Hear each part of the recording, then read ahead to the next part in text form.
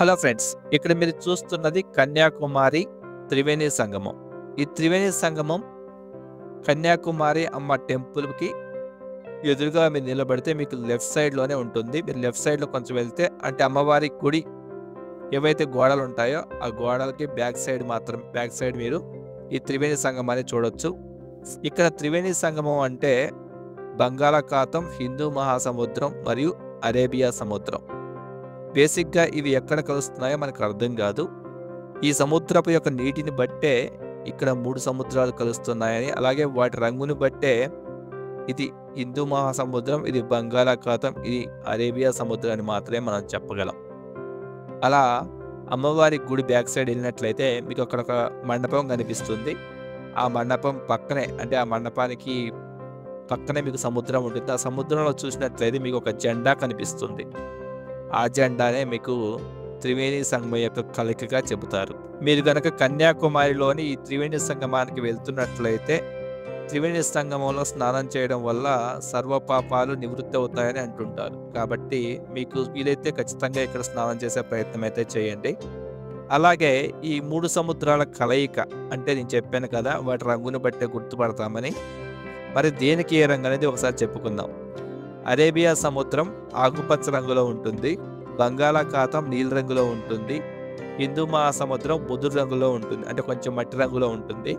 వీటిని బట్టి మీరు ఏది ఏ సముద్రం అనేది మీరు ఐడెంటిఫై చేయొచ్చు. కానీ కొంచెం కనిపెట్టడం అయితే మాత్రం కొంచెం క్లిష్టంగానే ఉంటుంది. ఈ త్రివేణి సంగమానికే ఒకవైపు మీకు సన్ రైజ్ పాయింట్ ఉంటుంది, ఇంకొక వైపు గాంధీ స్మారకం అలాగే కామరాజర్ స్మారకం కూడా ఉంటాయి.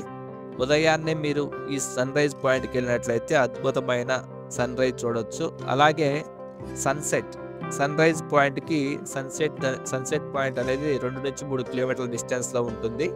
సో సన్ రైజ్ పాయింట్ నుంచి సన్సెట్ పాయింట్కి వెళ్ళాలంటే మాత్రం మీరు 3 కిలోమీటర్స్ ట్రావెల్ చేయాల్సి ఉంటుంది.